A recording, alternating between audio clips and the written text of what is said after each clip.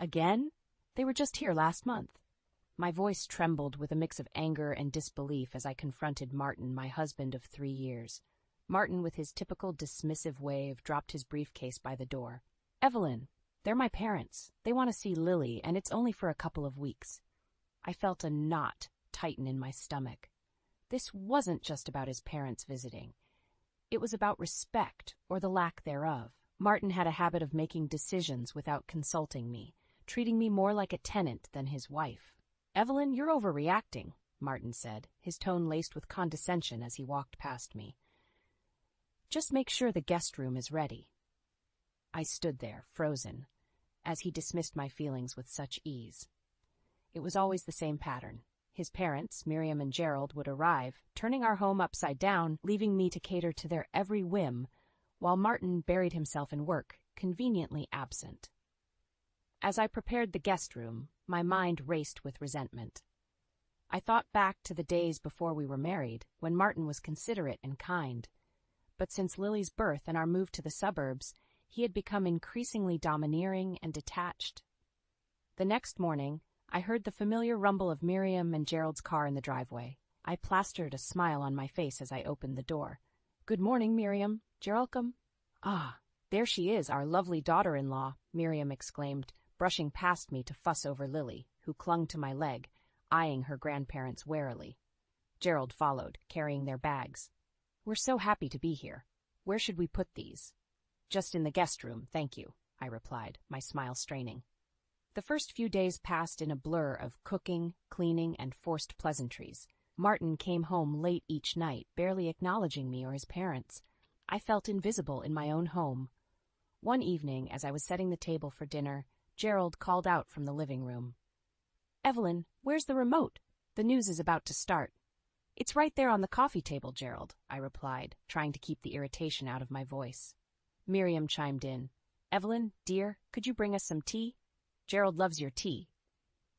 Suppressing a sigh, I nodded and headed to the kitchen. As the water boiled, I could hear them laughing and chatting in the living room, a stark contrast to the silence that filled the rest of the house. That night, after everyone had gone to bed, I found myself sitting in the dark kitchen, a cup of untouched tea in my hands. Tears streamed down my face as I realized how lonely and unappreciated I felt. I missed the partnership I thought I had with Martin, the love that seemed to have evaporated since Lily's arrival.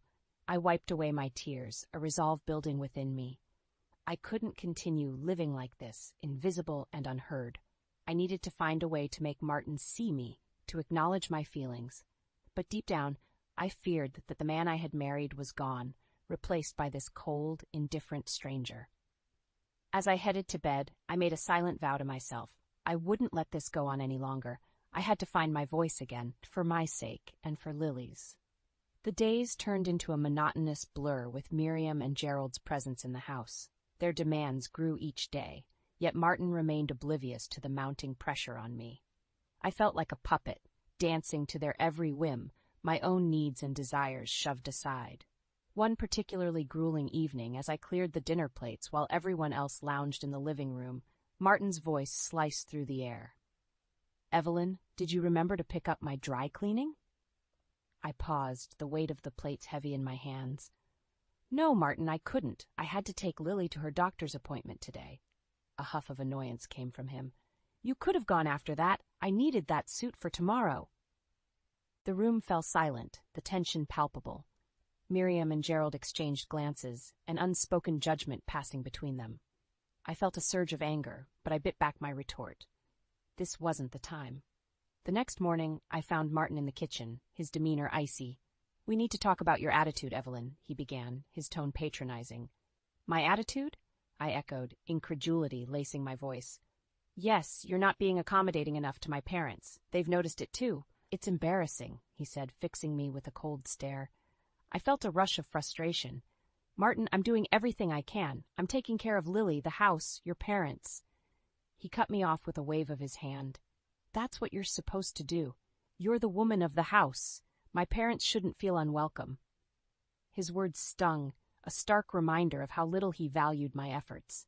I wanted to scream, to make him see how unfair this was, but I knew it would only fall on deaf ears. As the days passed, my resolve hardened. I couldn't let Martin and his parents treat me like this any longer. I began to plan, to think of ways to stand up for myself, to reclaim my dignity. The opportunity came unexpectedly. One afternoon, while Martin was at work and Miriam and Gerald were napping, I received a phone call from my old friend Laura.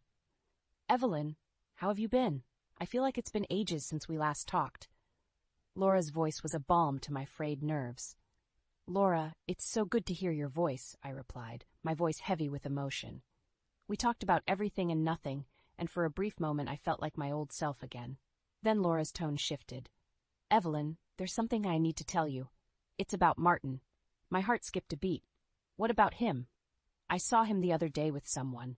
A woman. They seemed close. More than just colleagues." The room spun around me as Laura's words sank in. A sickening feeling settled in my stomach. Could Martin be having an affair? "I'm sorry, Evelyn. I thought you should know," Laura added softly. The call ended, but her words echoed in my mind. The pieces began to fall into place. The late nights, the detached behavior, the lack of intimacy. I was faced with a harsh truth. My marriage was a sham, and I had been living in a fool's paradise. But I wasn't going to be the victim any longer. I would confront Martin, demand the truth, and if he was indeed betraying me, I would make him pay for every tear, every moment of pain he had caused me. That night, I lay in bed, my mind racing with plans of confrontation and revenge. I would no longer be the silent, suffering wife. It was time for Martin to see the strength he had underestimated in me. The days following Laura's revelation were a tempest of emotions. I observed Martin with a new lens, each of his dismissive remarks and arrogant gestures fueling my growing resentment. The man I once loved had become a stranger, his facade now transparent to my scrutinizing eyes. One evening, as I prepared Lily's dinner, Martin sauntered into the kitchen. "Evelyn, my parents are thinking of extending their stay. You don't mind, do you?" His question, so casually delivered, was a clear testament to his disregard for my feelings. "Extend their stay?"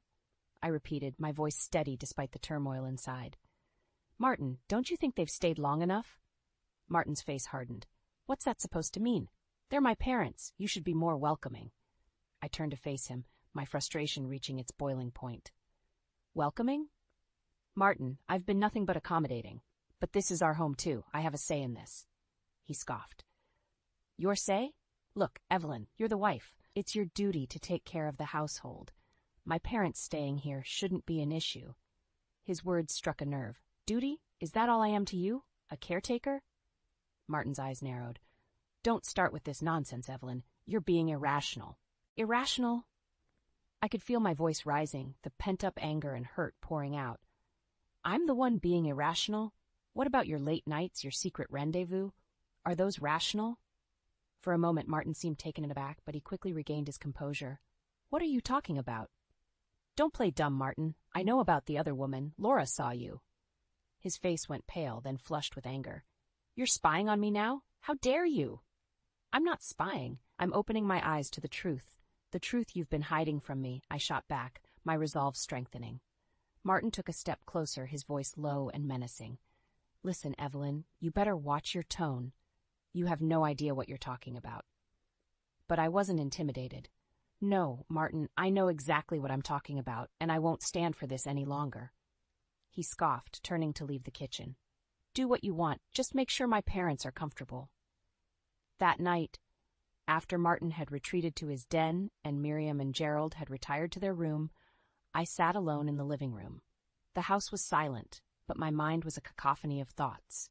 I realized then that my marriage was beyond salvaging. Martin had not only betrayed me, but had also devalued me, treating me as nothing more than a servant in my own home. It was time for me to take a stand, to reclaim my life. I would no longer be a victim of Martin's arrogance and infidelity. I would gather evidence of his affair, consult a lawyer, and prepare for a divorce. But it wouldn't end there. Martin would have to face the consequences of his actions. I would ensure that he paid for the pain he had caused me, both emotionally and legally. As I lay in bed that night, a plan began to form in my mind. A plan not just for my escape, but for my retribution. Martin and his parents would soon learn that I was not a woman to be trifled with.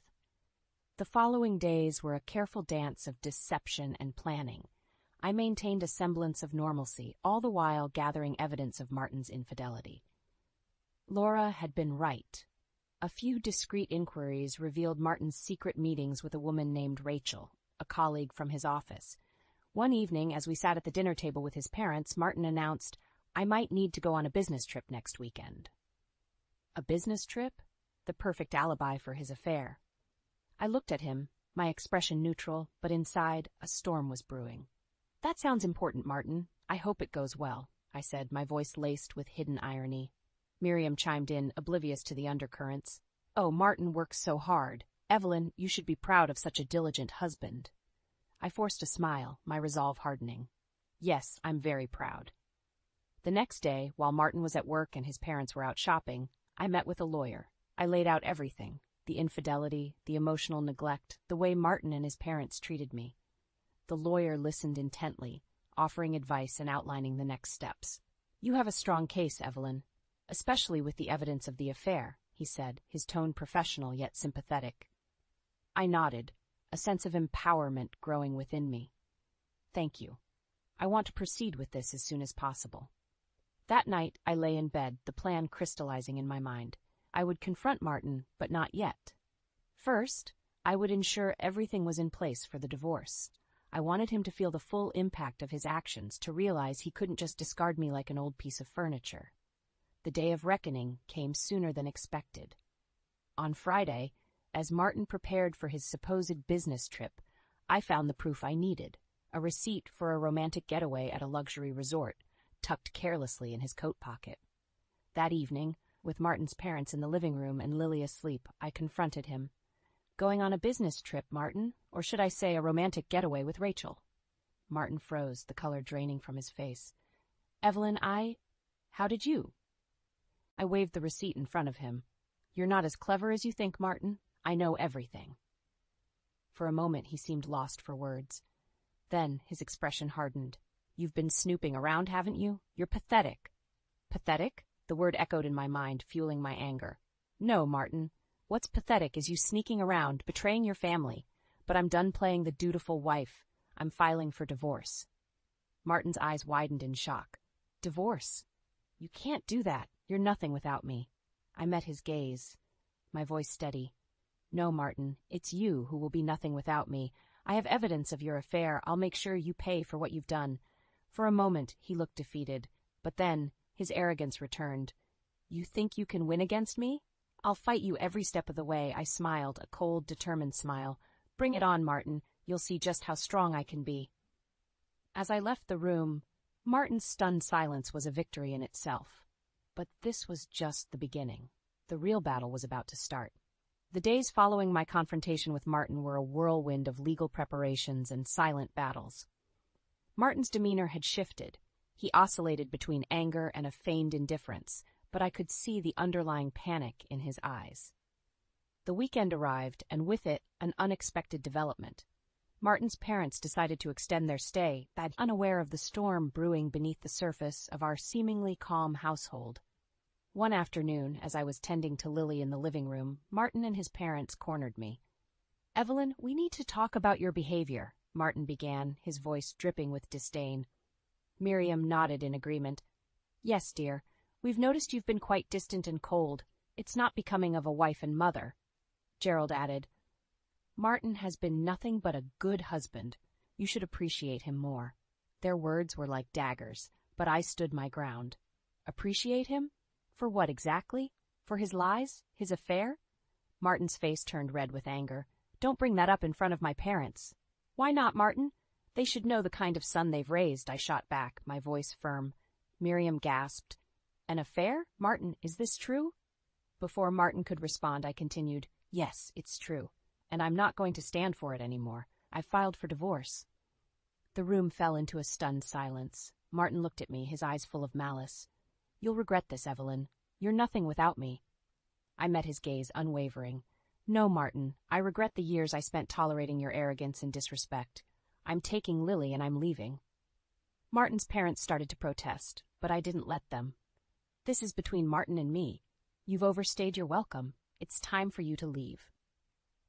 As I packed my bags, I could hear the muffled arguments in the background, Martin trying to explain himself to his incredulous parents. I felt a surge of satisfaction, knowing that his perfect image was shattered.